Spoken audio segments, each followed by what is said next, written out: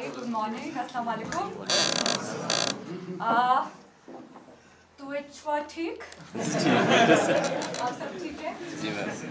So it's good to be here and ये मेरा पहला interaction है with Kashmiri students, so it's very special for me. And कुछ चीज़ें मैं आपको बताऊंगी and I don't know how helpful it is because मुझे लगता है कि हर किसी का केस थोड़ा डिफरेंट होता है बिकॉज सबके एजुकेशनल बैकग्राउंड्स डिफरेंट है. Some are doctors, some are engineers, कुछ आर्ट्स के ग्रेजुएट है, कुछ कॉमर्स के ग्रेजुएट्स हैं. तो सबका एक तो एजुकेशनल बैकग्राउंड डिफरेंट होता है, सबका फैमिली बैकग्राउंड डिफरेंट होता है, सबके पढ़ने के स्टाइल अलग होते हैं. कोई रात में पढ़ता है तो कोई अर्ली मॉर्निंग पढ़ता है.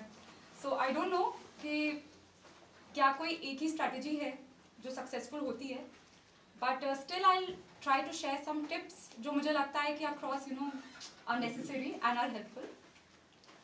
सो first, as Athar also pointed out, that the syllabus should be memorized. क्या होता है कि आप जब अखबार पढ़ते हैं रोज सुबह तो इतनी सारी न्यूज़ होती है एंड हम हमेशा यूजुअली कंफ्यूज हो जाते हैं कि क्या ये एग्जाम के लिए रेलिवेंट है, क्या ये मुझे याद करना है, क्या ये मुझे नोटबुक में लिखना है, नोट्स बनाने हैं.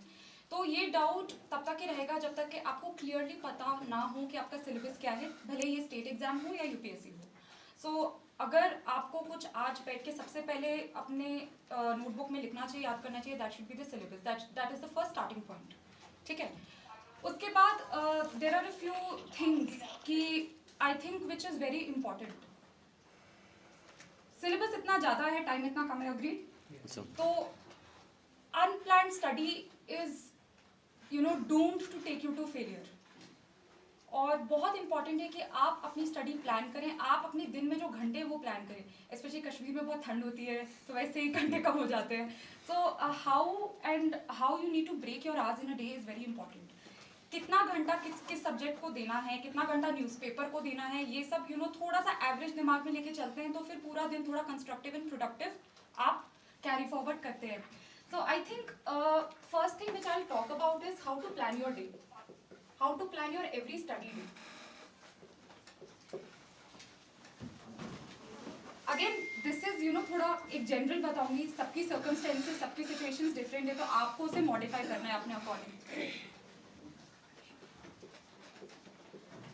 Everybody is comfortable with Hindi या इंग्लिश में बोलो या mix? No, like I want you to understand it well, so mix okay. So I think 2 hours every day should be given to newspaper because as even Athar said कि your current affairs is very important, be it KAS or be it UPSC. Nearly 65 to 70% of the questions in your examination will be related to current affairs. तो newspaper reading और क्या होता है कि newspaper रोज पढ़ते नहीं है, फिर महीने के एंड पे इतने सारे newspaper कलेक्ट हो जाएंगे, फिर मन भी नहीं होता पढ़ने का. तो रोज 2 घंटा हमें न्यूज़पेपर को देना है. अगर 60% क्वेश्चंस न्यूज़पेपर करंट अफेयर से रिलेटेड है और हम उसे इतना कम टाइम देते हैं तो it is not justified. So 2 hours should be newspaper reading. ठीक है जी. Then 3 hours.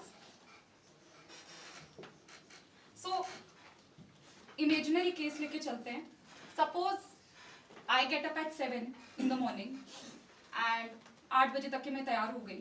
So 8 to 10 AM should be my newspaper reading. फिर 3 घंटा एनी सब्जेक्ट विच एवर आप सोच रहे हैं कि मैं हिस्ट्री कर रही हूँ या पॉल साइंस कर रही हूँ. So you have to study whatever subject you are studying. Then you can take a break, lunch, सोना है, whatever. Then again 3 hours and दिन के 2 hours आपको रिविजन, प्रैक्टिस क्वेश्चंस उसको देने हैं. सो अकॉर्डिंग टू मी कितने हो गए घंटे? 6, 7, 9 to 10 एवरी डे. तो ये हमें सबको खुद अपने आप से क्वेश्चन पूछना है अगर किसी को सीरियसली क्वालिफाई करना है paper, because the exam is difficult. Syllabus बहुत ज़्यादा है, उससे ऊपर कंपटीशन बहुत ज़्यादा है क्योंकि आप सिर्फ फर्स्ट अटेम्प्ट वालों के साथ नहीं बैठोगे, आप 6th अटेम्प्ट वालों के साथ भी बैठोगे. So that's why this exam deserves so much time. तो वो अब आपको यू हैव टू डिसाइड आप ये घंटे कैसे देंगे. सेकेंडली, हम कोई भी सब्जेक्ट पढ़ते कैसे हैं, हाउ डू वी स्टडी, ये दूसरा क्वेश्चन है. क्योंकि जब मैंने भी पढ़ाई शुरू करी थी, आई टुक 15 महीने और सो to study everything and then sit for this exam. मेरा भी पहले 1-2 महीने तो ये क्वेश्चन रहता था कि एक्चुअली पढ़ते कैसे हैं, क्या एग्जैक्टली याद करना है, क्या सिर्फ अंडरलाइन करना है, किसका नोटिंग करना है, you know these are the very common questions. So I think इसमें 2 चीज़ें कि जो भी आपका सोर्स मटेरियल है, बुक मटेरियल है, वो आप रीड करें. फर्स्ट रीडिंग, जब आप रीड करते हैं तो हमें जो इंपॉर्टेंट लगता है वो हम अंडरलाइन करते जाते हैं. अब इसमें भी 2 कैटेगरी के लोग होते हैं. एक होते हैं जिनको लिख लिख के याद होता है, एक होते हैं जिनको पढ़ने से याद होता है. तो आपको अपना देखना है कि आपको कैसे याद होता है. तो जिनको पढ़ने से याद होता है वो दोबारा बार सेकंड रीडिंग करे, और जिनको लिखने से याद होता है वो लिख के याद करें, नोट्स बनाए. अब 90% लोग यहीं पे खत्म कर देते हैं पढ़ाई, बट पूरी पढ़ाई अभी कंप्लीट नहीं होती है, specially for this UPSC exam. एक थर्ड स्टेप बहुत क्रूशियल है जो मैक्सिमम लोग स्किप कर देते हैं, वो है क्वेश्चंस प्रैक्टिस करना. अब क्या होता है, अथर ने बात करी प्रीवियस 10 इयर्स बुकलेट आती है. आजकल जो प्रीवियस 10 इयर्स बुकलेट आती है वो भी बड़ी ऑर्गेनाइज्ड है. हर सब्जेक्ट के भी टॉपिक वाइज क्वेश्चन आते हैं कि पिछले 10 साल में, मान लीजिए पॉलिटी का कोई भी सब्जेक्ट हो, पार्लियामेंट में भी पार्लियामेंट के पिछले 10 साल में कौन से क्वेश्चन आए हैं. तो अगर आपने पार्लियामेंट पहली बार पढ़ा तो आप तो पहले समझेंगे अच्छा क्या है. दूसरी बार या तो रीड करेंगे या नोट्स बनाएंगे. तीसरी बार ये आपको पिछले 10 साल में उसी टॉपिक से जो क्वेश्चन पूछे गए थे उनको सॉल्व करना है. And if you are able to solve then good job, and if you are not, मतलब आपने अच्छे से पढ़ा नहीं है. तो ये फुल प्रूफ है. इसके बाद आपका एक टॉपिक प्रिपेयर होता है. तो यूजुअली हम यहीं पे रुक जाते हैं एंड वी नेवर सी, और इसलिए जब प्रीलिम्स का क्वेश्चन आता है तो हमसे सॉल्व नहीं होता क्योंकि हम ये एसेंशियल क्रूशियल स्टेप स्किप कर देते हैं. राइट, ये रहा कर दिया. सो फर्स्ट 2 पॉइंट्स तो ये हो गए.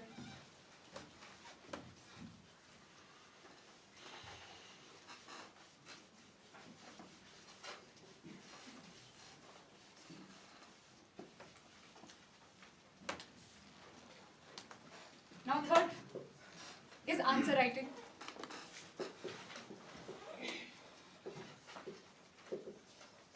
Now you know a lot of students keep asking me कि answers exactly लिखते कैसे. उसका भी फॉर्मेट है which I think generally it works and you get good marks. Format कुछ ऐसा है.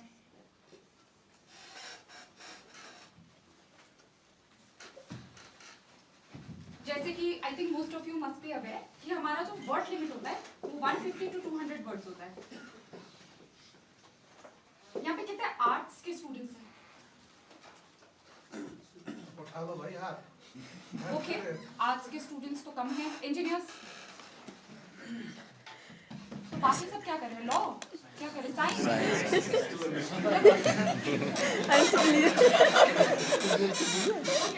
तो आज के स्टूडेंट्स के मतलब आंसर राइटिंग में ना सबके अपनी अपनी बड़ी यूनिक प्रॉब्लम्स होती है. तो let me tell you art students की क्या प्रॉब्लम होती है. आर्ट स्टूडेंट्स को जो ड्यूरिंग ग्रेजुएशन एग्जामिनेशन होती है उसमें एक आंसर को 7-8 पेजेस में लिखना होता है. तो उनको आदत होती है बहुत ज़्यादा लिखने की. ठीक है, इंजीनियर्स को लिखना ही नहीं आता. और अब मुझे साइंसेस का पता नहीं, आई थिंक उनका भी आई थिंक दोनों का मिक्स है कि थोड़ा लिखना आता है पर बहुत ज़्यादा भी लिखना आता है. So everybody has their own difficult problems. But UPSC ने तो लिखा है कि we want answers only in 150 to 200 words. Right, now how do we accomplish this and how do we write a very beautiful answer that the examiner is like वाह माशाल्लाह, full marks.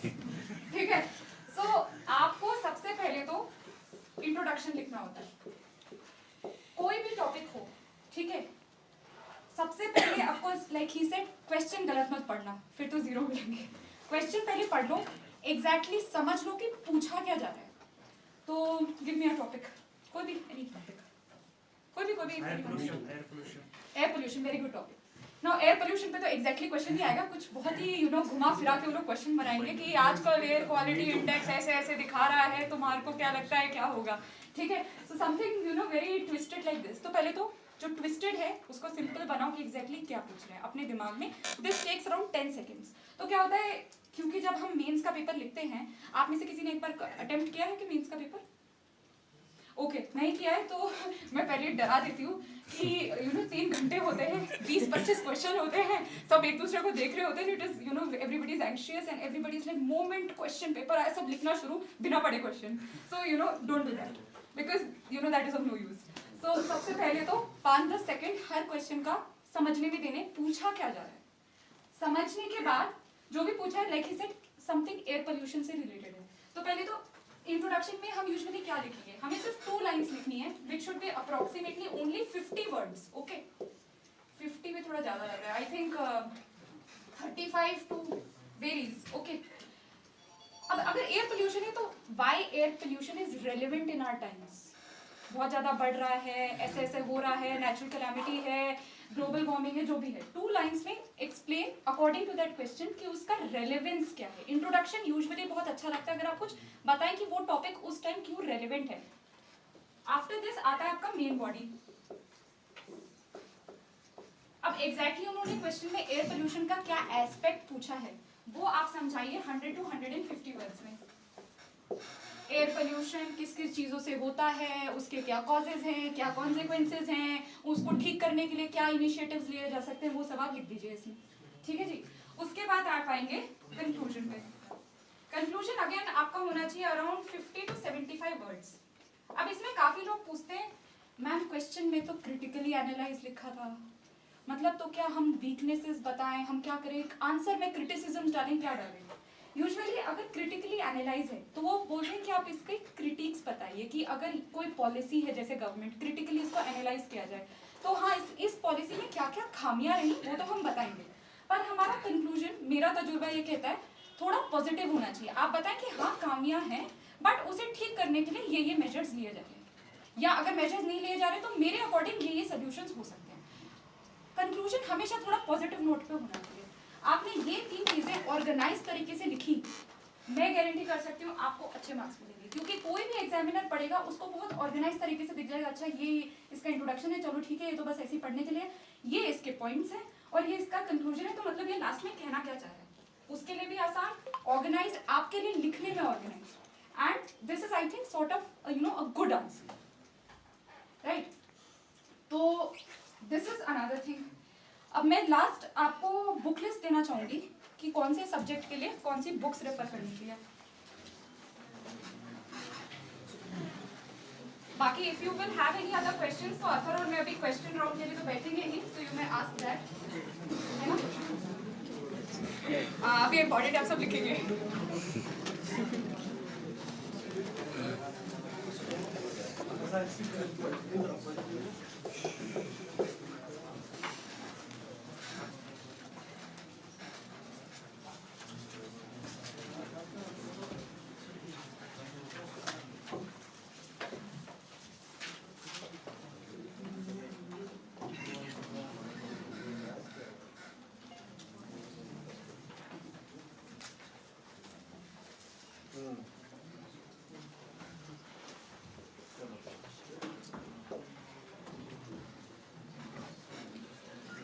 पहली बात तो I am not aware of KS but they told me कि nearly अब syllabus same हो गया है, तो मतलब अगर KS का मैं उतना नहीं हेल्प कर पाऊंगी, UPSC का आई कैन।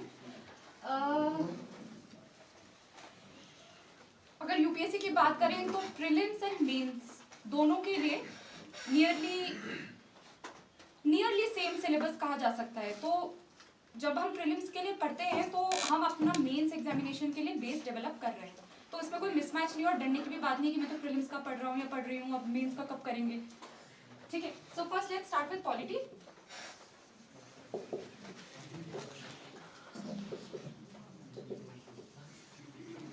है ना, Laxmikant is like Quran and Bible, you just have to read it so many times कि you can, it's on your fingertips.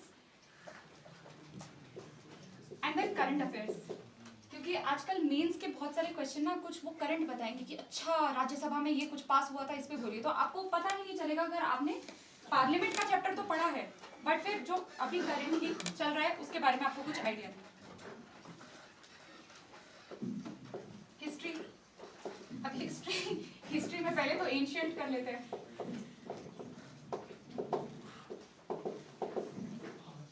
अच्छा, सेकंड क्वेश्चन ये भी बहुत बच्चों का रहता है, एनसीईआरटीज पढ़नी है नहीं पढ़नी है, ये बहुत सारा क्वेश्चन। आई थिंक उतनी जरूरत नहीं है मेरे अकॉर्डिंग, क्योंकि ये बुक्स बहुत कॉम्प्रिहेंसिव है। अगर आपको लगता है कि नहीं इसको समझने के लिए मुझे एक बेस की जरूरत है तो पढ़ें, but these books are so comprehensive that it usually covers everything, right. Arya Sharma is class class 12th old NCERT, तो जैसे इसमें तो we are using NCERT only, so you don't need to read anything else.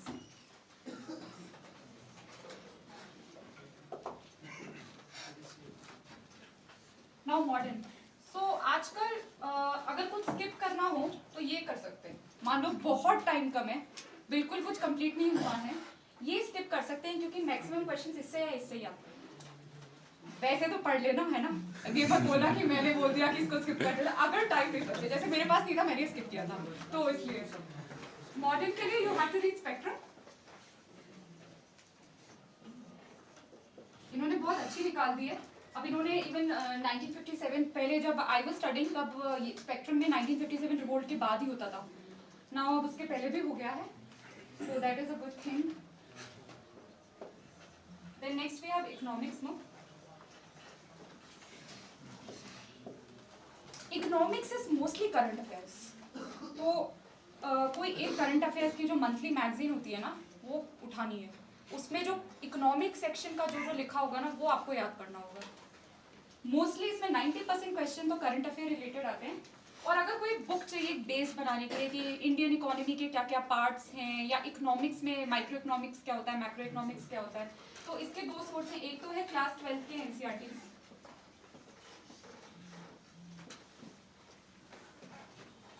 ये बहुत heavy source है.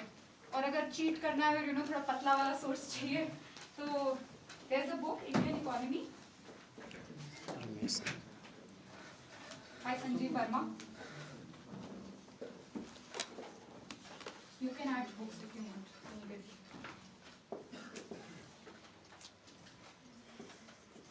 पर इसका सबसे बड़ा सोर्स तो वही है, करंट अफेयर्स. मैक्सिमम क्वेश्चंस उसी के होंगे. इकोनॉमिक सर्वे आता है, Actually, that is covered in current, but I'll write it. Economic survey, budget, and I think प्रतियोगिता दर्पण का भी वो इकोनॉमी वाला इशू. कोई सा भी जो भी मैगजीन आप पढ़ते हो ना, उसका इकोनॉमिक वाला. ओके, ज्योग्राफी में there are many, इसमें भी बहुत पार्ट्स हैं. पहले तो है फिजिकल ज्योग्राफी. ज्योग्राफी पढ़ी है किसी ने अब तक? Yes. Can you tell me something about it? कैसा सब्जेक्ट है, कौन कौन से आप बुक्स रेफर करते हो?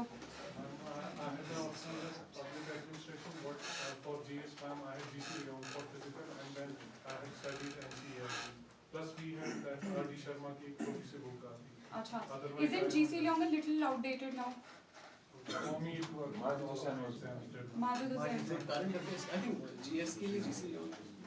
I find GC Leong थोड़ा सा outdated. वो बहुत पुराने 1970s के लिए वो. फिजिकल ज्योग्राफी के लिए तो क्लास 11th की एनसीईआरटी है.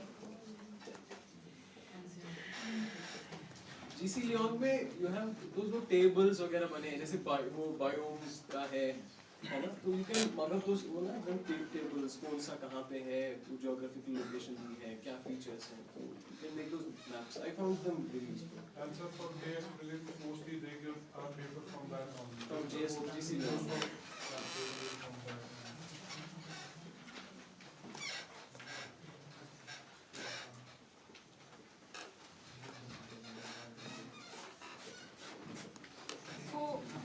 According to them, GC Leong is a good one.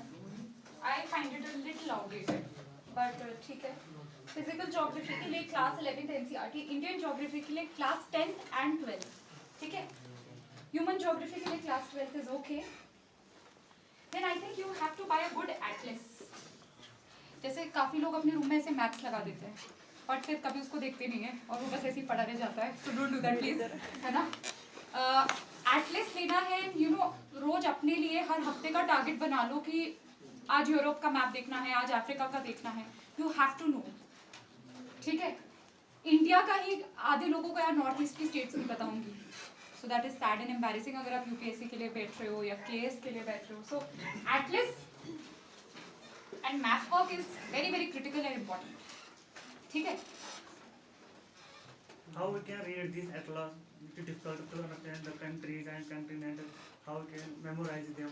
Memorise तो यही है कि I can tell you what I used to do कि मैं तो खाली मैप्स लेके एक तो एटलस तो है मेरे पास प्लस स्टेशनरी शॉप से मैप्स नहीं मिल जाती जब हम स्कूल में मैप वर्क करते थे वो मैं लेके आती थी और फिर जैसे मैं देखती थी कि एटलस में ये है फिर मैं खुद से कंट्रीज मार्क करती थी तो फिर मुझे याद हो जाता था और तो कोई तरीका नहीं होता ना याद तो ऐसे ही करना होता है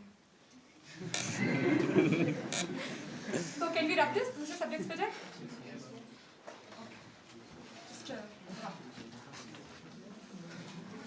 Yeah, there is no super formula. You know, everybody is a very average and normal student. और कैसे याद करते हैं? लिख के करते हैं, practice करके याद करते हैं. और दूसरा just also try to make थोड़ा सा interconnection. जैसे geography में agriculture वाला काफी पोर्शन है. Economy जब आप economics पढ़ोगे या मानो आपने ये पढ़ी है economic survey पढ़ी उसमें agriculture का पूरा topic होगा. तो try to use इसका geography का उसमें कुछ use किया, इसमें use किया.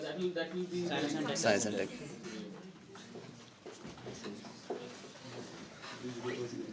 क्या पढ़ना है इलेक्ट्रिकल इंजीनियर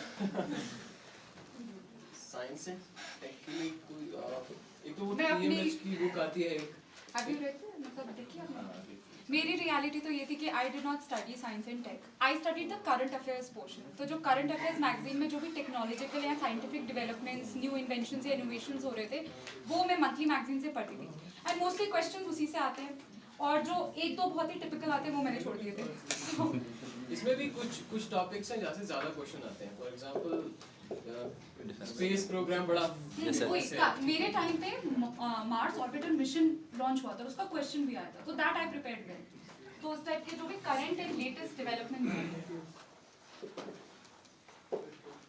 इसमें थोड़ा न्यूज़पेपर में आता है बट उतना ज़्यादा हेल्पफुल नहीं होता है इसके लिए बट मैगजीन आपके लिए बहुत हेल्पफुल होगा जो भी आप मैगजीन पढ़ोगे उसमें वो साइंस एंड टेक का पोर्शन आप रेगुलरली पढ़ते रहोगे एक TMH की एक साइंस एंड टेक की आती है एक ल्यूसेंट की आती है यू कैन गेट वन कोई से ल्यूसेंट की ले लेना ल्यूसेंट इज स्मॉलर वन मतलब देखिए ना मैक्सिमम क्वेश्चन तो इसी से आते हैं अगर टाइम हो तो फिर ये देख लेना और दूसरा एक और काम कर सकते हो even if you don't have time to read this book कुछ भी ये बुक तो TMH के पीछे के क्वेश्चंस कर लेना इट वुड बी अराउंड 7 कुछ 1000-1500 के क्वेश्चंस होंगे वो साइंस एंड टेक के it will mostly cover your जो भी स्टैटिक पोर्शन होगा and then your current affairs will suffice टाटा मेटा science and tech environment and ecology I think this is one of the most hot topics which come in exams these days and also जिसका source किसी को पता नहीं है तो एक तो एनवायरमेंट एंड इकोलॉजी में भी फर्स्ट तो करंट अफेयर्स ही है जो भी आजकल चल रहा होगा कि वेस्टर्न घाट्स की कोई रिपोर्ट आई या एयर पोल्यूशन जैसे ही सेट इसके बारे में दिल्ली में बहुत ज़्यादा एयर पोल्यूशन है तो उसमें बहुत सारा न्यूज़ आ रही है तो एक तो current affairs is the source फिर एक शंकर की आती है तो that is a good source बाकी तो environment and ecology is like a very random thing आ भी सकता है तुम्हें सॉल्व करना आ भी सकता है नहीं भी आ सकता है इसका कोई फिर I can tell you red book data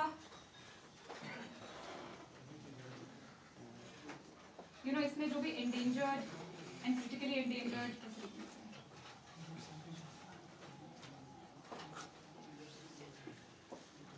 then all the national parks, biodiversity sanctuaries,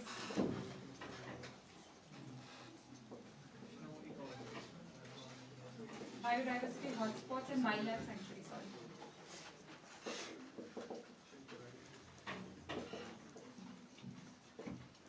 UNESCO natural heritage sites.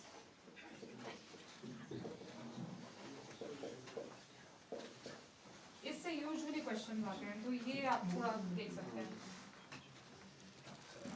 I've written red book data, endangered and critically endangered animals, national parks, biodiversity hotspots, wildlife sanctuaries, UNESCO natural heritage sites.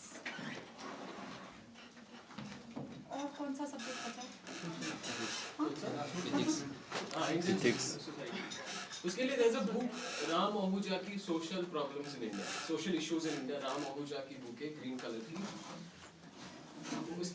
It's a काफी pre में तो ज़्यादा कुछ नहीं होता है. Mains में अच्छे खासे क्वेश्चंस आते हैं 4-5. We'll be able to tackle them. Topic wise देख लेना. आपके एसे में भी बहुत काम आएगा और आपके करंट अफेयर्स का भी आप कंटेंट यूज कर लेना. Art and culture. Ram Ahuja. Art and culture. Art and culture, yes. That is another tricky subject.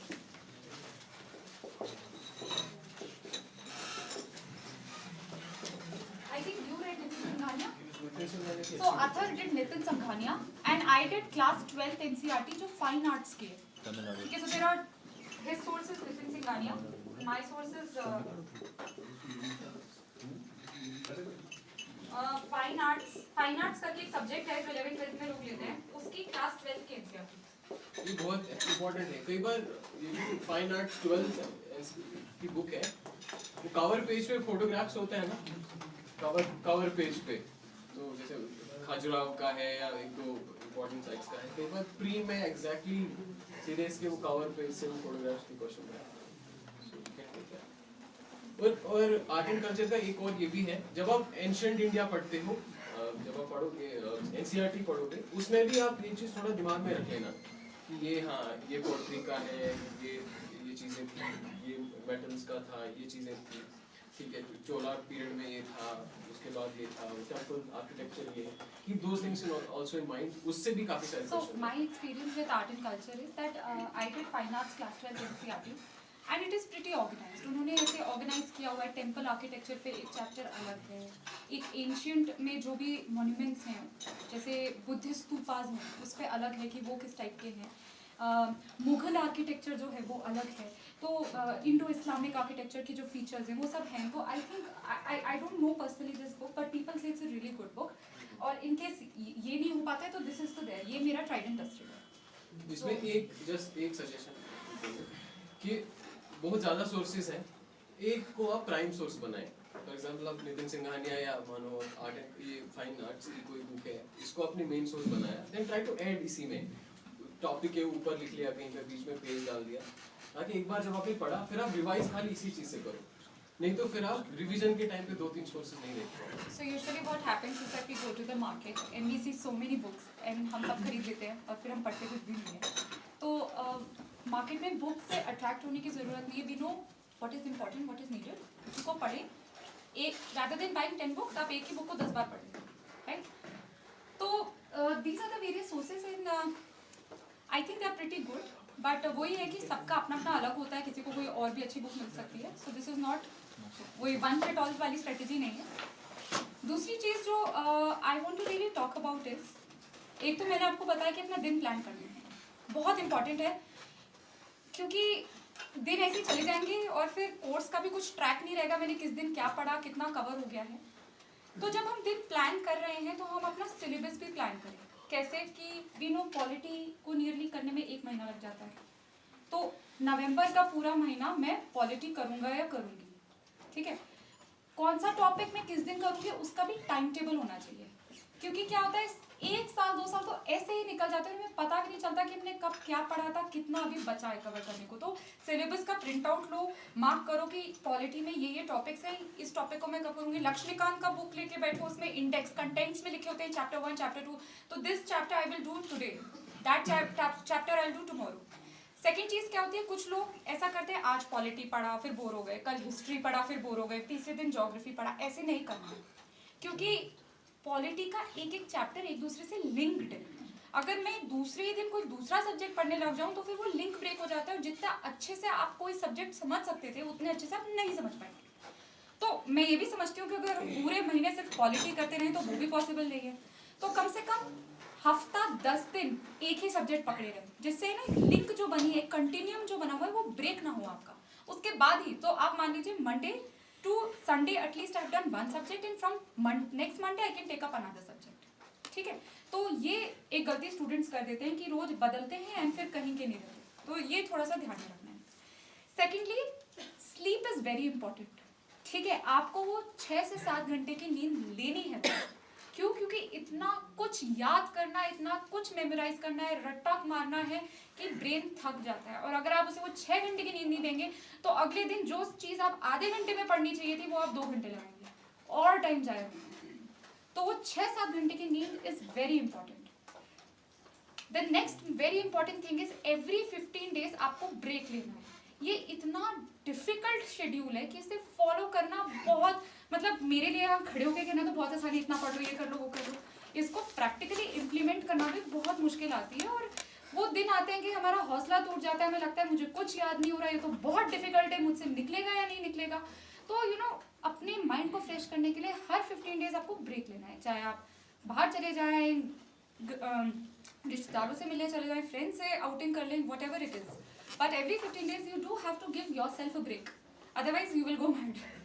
तो this is very very important thing जो हम यूजुअली लोग बताना भूल जाते हैं, बट सबको ब्रेक लेना चाहिए। एंड लास्टली मैं कंक्लूड करूंगी कि I know it is a very tough exam, इतने सारे बच्चे बैठते हैं इस एग्जामिनेशन के लिए एंड सक्सेस रेट बहुत कम है। And I can tell you from my own personal experience, and जितने भी लोग सिलेक्ट हुए हैं हम उनसे भी बात करते हैं, तो यही हर दूसरे दिन बहुत अजीब लगता है, कैसे होगा, क्या करें, ये नहीं समझ आ रहा, वो नहीं समझ आ रहा, इतने घंटे बैठ के भी याद नहीं हो रहा, कल ही तो मैंने याद किया था, आज मुझे याद क्यों नहीं है। This is not only you, it happens to everyone, ठीक है। ऐसा नहीं है, मैं बता रही हूँ आई स्कोर्ड फर्स्ट रैंक, और मैं बता रही हूँ मैं कल याद करती थी और मुझे अगले दिन याद नहीं होता था। तो ये वेरी कॉमन है, इंसान तो है, सबको इस दौर से गुजरना है, तो इससे हमें डर के हार नहीं मानना, ठीक है। I don't know how to put it that well, but you just have to keep going and you just have to not give up, because give up के तो आपको रोज 1000 रीजंस मिलेंगे। अपने आप को मोटिवेटेड रखना है, चाहे कैसे भी हो, चाहे मम्मी पापा से बात करते रहो, जो भी तुम्हें मोटिवेट करता है उससे बात करते रहो, क्योंकि मैं बता रही हूँ ये बहुत ही tough very difficult journey it is, but you don't have to lose hope. And आपको जब भी वो बुरा लगे ना, जिस भी दिन जिस भी घंटे, आपको ये सोचना है सिर्फ मुझे नहीं, सबको फील होता है, राइट। चलो, my best wishes and I hope सबका ही क्लियर हो जाए, है ना। And if you have any questions we are